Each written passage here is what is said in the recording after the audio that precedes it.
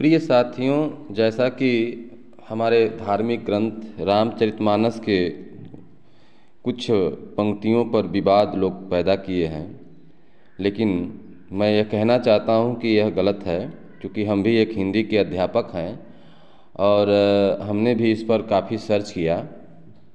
तो तुलसीदास की जो पंक्तियां हैं, शूद्र पशु नारी ढोल गंवार शूद्र पशु नारी, यानी इसका सही अर्थ क्या है। जैसा कि गूगल में भी ऐसा लिखा हुआ है, हमने गूगल भी सर्च किया तो हम देख पा रहे हैं कि ढोल गंवार शूद्र पशु नारी सकल ताड़ना के अधिकारी का सही अर्थ क्या है। इस लेख को धैर्य पूर्वक पढ़ें। आइए हम पढ़ते हैं, आप लोग भी इसे सुनें। हमने इसको खोजा और जैसा कि हमें जानकारी, हम भी अपनी जानकारी इसमें अपनी व्यक्त करेंगे। सभी शंकाओं का समाधान इस लेख में करने वाले हैं। अस्तु गोस्वामी तुलसीदास जी द्वारा रचित श्री रामचरितमानस का पारायण हम बचपन से ही करते आ रहे हैं, लेकिन समय समय पर इसके तमाम अंशों पर बवाल उठाए जाते रहे हैं। इसमें से एक चौपाई जिसका सबसे ज़्यादा उल्लेख होता है वह है कि प्रभु भल कीन्ह मोहि सिख दीन्हि, मर जादा पुनि तुम्हरी कीन्हि, ढोल गंवार शूद्र पशु नारी सकल ताड़ना के अधिकारी। श्री रामचरितमानस सुंदरकांड का ये जो है चौपाई है। अक्सर इस चौपाई को लेकर दलित संगठन, महिला संगठन तथा कभी कभी मानवाधिकार संगठन भी अपना आक्रोश जताते हैं। कुछ लोग इसे रामचरितमानस से निकालने की मांग करते रहे हैं, कभी मानस की प्रतियां जलाते हैं। तुलसीदास जी को प्रतिगामी, दलित, महिला विरोधी बताते हैं।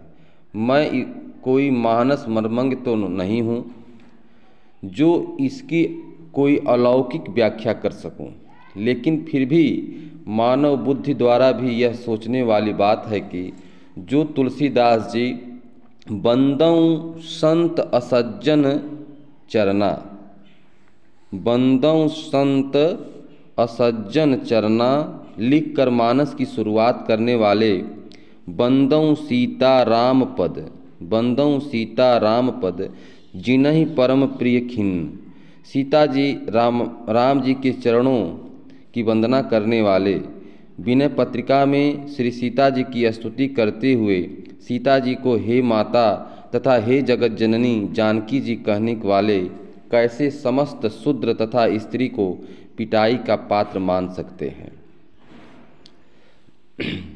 वैदिक वर्ण व्यवस्था में शूद्र समाज में सेवक हैं। वैदिक वर्ण व्यवस्था में शूद्र का जो स्थान था वह सेवक का स्थान है, अर्थात जो व्यक्ति किसी व्यक्ति की सहायता करता हो, किसी कार्य में वो शूद्र के अंतर्गत आता है, जो किसी की सहायता करता हो। आजकल जिसे हम लेबर, नौकरी, वर्कर अर्थात जॉब करते हुए बताते हैं, वो सब शूद्र कहलाएंगे। अस्तु जहाँ तक रही बात शूद्रों की, तो तुलसीदास जी शूद्रों के विषय में ऐसा कदापि लिख ही नहीं सकते। क्यों? इसलिए क्योंकि उनके परम प्रिय श्री राम द्वारा शबरी, विषाद, केवट आदि, शबरी, विषाद, केवट आदि से मिलन के जो उदाहरण हैं वो तो और कुछ ही दर्शाते हैं। यह ध्यान रहे कि राम क्षत्रिय होकर भी विषाद, केवट अर्थात जिन्हें आज के शब्दों में हम शूद्र कहते हैं, शूद्र का तो कुछ और ही मतलब है इस रामचरितमानस में, लेकिन जिन्हें आज हम मानते हैं उन्हें गले लगाया, शबरी का जूठा बैर खाया। ऐसे श्री राम के प्रति तुलसीदास जी का प्रेम वो राम के आदर्श के विरुद्ध कुछ कैसे कहेंगे। अतएव तुलसीदास जी के शब्द ताड़ना अर्थ शूद्र तथा स्त्री को पीटना अथवा प्रताड़ित करना है, यह बात कुछ सही नहीं लगती। सबसे पहले यह जानना होगा कि यह बात कौन बोल रहा है और क्या बोले का कारण है, बोलने का कारण क्या है। यह प्रसंग उस समय का है माने अब यह जानने की ज़रूरत है कि यह किस समय का प्रसंग है और कौन किससे बोल रहा है। जब हनुमान जी सीता जी की खबर लेकर वापस लौट आए थे, तब राम सीता की मुक्ति हेतु लंका पर आक्रमण करने के लिए समुद्र से रास्ता देने की विनती कर रहे थे। 3 दिन बीत जाने पर समुद्र देव नहीं आए। तब श्री राम क्रोध सहित बोले कि बिना भय के प्रीति नहीं होती। हे लक्ष्मण, धनुष बाण लाओ, मैं अग्नि बाण से समुद्र को सोख डालूं। तब समुद्र देव कि सभय सिंधु गही, प्रभु पद के रे क्षमहु नाथ, सब अवगुण मेरे गगन समीर, अनल जल धरनी इनकई नाथ, सहज जड़ करनी। यह रामचरितमानस का चौपाई उससे जोड़ा गया है। अब देखिए आगे क्या कह रहे हैं समुद्र देव जी कि समुद्र ने भयभीत होकर जब श्री राम ने धनुष पर बाण चढ़ाया तो भयभीत होकर प्रभु के चरण पकड़कर कहे, हे नाथ, मेरे सब अवगुण दोष क्षमा कीजिए। हे प्रभु, हे नाथ, आकाश, वायु, अग्नि, जल और पृथ्वी इन सब की करनी स्वभाव ही जड़ है कि तब प्रेरित माया उपजाएं, सृष्टि हेतु सब ग्रंथन गाएं। प्रभु आयसु जेहि कह जस अहहीं, सो तेहि भांति रहे सुख लहहीं। अर्थात आपकी प्रेरणा से माया ने इन्हें सृष्टि के लिए उत्पन्न किया है। सब ग्रंथों ने यही गाया है। जिसके लिए स्वामी की जैसी आज्ञा है वह उसी प्रकार रहने में सुख पाता है। अर्थात यह सृष्टि में जो छित जल पावक गगन शमीरा आकाश, वायु, अग्नि, जल और पृथ्वी है, इसका स्वभाव ही जड़ है। अर्थात ये अपने स्वभाव में ही जिएंगे। अब यह आपके अनुकूल नहीं बन सकते। यही बात हम आपको बताना चाह रहे थे प्रिय भाइयों कि यहाँ पर आकाश, हम थोड़ा सा और ऊपर कर देते हैं और आपको अब यहीं पर हम लिए चलते हैं उन शब्दों की तरफ जहाँ पे हम आपको अपनी बात बताना चाह रहे थे कि यहाँ पर देखिए, प्रभु भल कीन्ह मोहि सिख दीन्हि, मर जादा पुनि तुम्हरी कीन्हि, ढोल गंवार शूद्र पशु नारी, सकल ताड़ना की अधिकारी। सबसे पहले तो हम लोग यही जानने की कोशिश करेंगे, जैसा कि हम हिंदी के अध्यापक हैं और हमें जो इस चीज़ का समझ में आया, अभी हम लोग जो गूगल पे इतना पढ़े हैं, इतना देर तक सुने हैं, उसको सुनने के बाद, पढ़ने के बाद और अपने विवेक को लगाने के बाद हमें यही समझ में आया है कि आकाश यानी ढोल,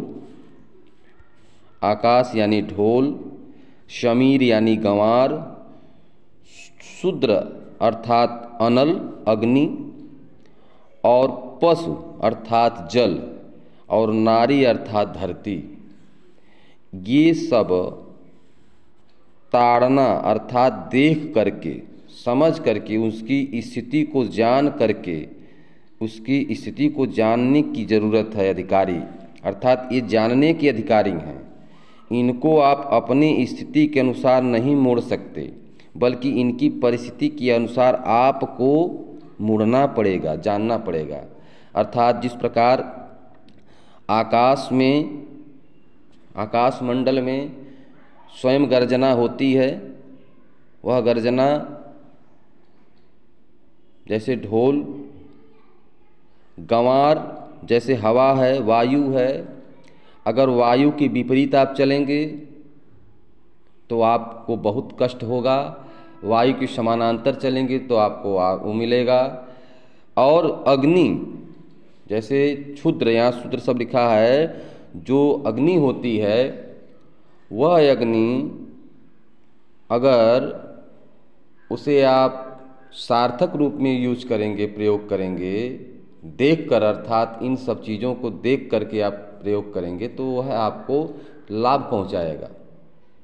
नहीं तो हवा का रुख के विपरीत अगर समानांतर अगर अग्नि लग जाए तो वह जला देगा, नष्ट कर देगा। यहाँ पर गोस्वामी तुलसीदास छित जल पावक गगन समीर, ये 5 तत्वों को इस रूप में व्यक्त किए हैं और धरती को नारी का रूप दिए हैं।